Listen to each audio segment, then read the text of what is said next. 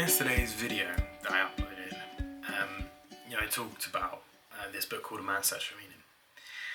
And I want to talk more about books and how I fell in love with them, even though for like literally the majority, I'm 24 right now, for the majority of my life, I've never read a book, yeah? And the past few years, I've been not reading them, I've been listening to books, which is sort of a similar thing. I'm still taking in the information. I fell in love with listening to so many different books and the information they have, because I just feel like it's like a different category of information that you can get from books that you can't really get anywhere else. And I think that goes for a lot of places, right? Like there's certain things that you can show on YouTube, right? Like someone like building something. But trying to put that in book form is so near impossible. But there are things that you can only put on a book that you can't really show, right? And you need to kind of open up your ears and listen. Books have changed my life in the way I think about a lot of things. I've read books on so many things, again, like Man's Search for Meaning, right? Finding purpose and things. Can't Hurt Me, allow me to strengthen my mind. Talking to strangers, that was a really good one for me. Talking to random people, I didn't like doing it. Now it's like so easy to do so. Atomic Habits, teaching yourself how to come out of certain habits, like maybe like scrolling or playing games or eating food, and going into better habits like going to gym and learning a new language or an instrument. Or one of my favorite, which is The Dyslexic Advantage. My whole life I've been told that dyslexia is that you can't read, and you find it hard to look at words and right?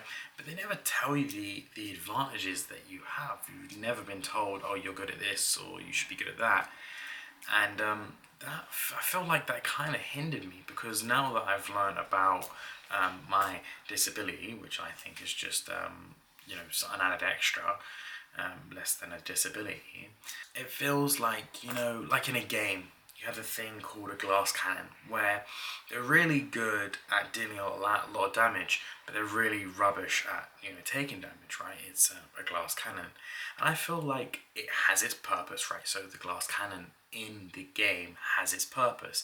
And I think people with dyslexia or autism or so on and so forth, right? They all have their advantages, right? They all have their place. Whereas, like let's say, like a neurotypical, fairly good at pretty much everything. They're like the starting class, if you will, right? And they're pretty good at everything. Whereas if you take a glass cannon into a battle that needs a lot of defense, you're not going to do well.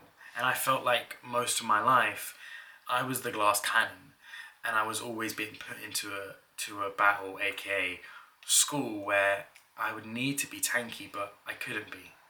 I just couldn't be. And because I weighed myself up against people that could be that, I always felt really rubbish about myself. And then when I came across this book, it was probably about the 5th or 6th book I had read or listened to, I started to jot down all these like benefits, and I was like, oh my gosh, yeah, that is definitely what I can do.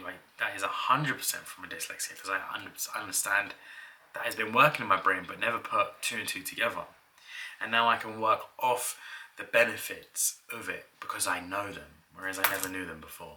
So yeah, books are amazing, and if a book interests you, you should definitely read it anytime. Anytime you have free time just to listen. Again, I don't read, I listen.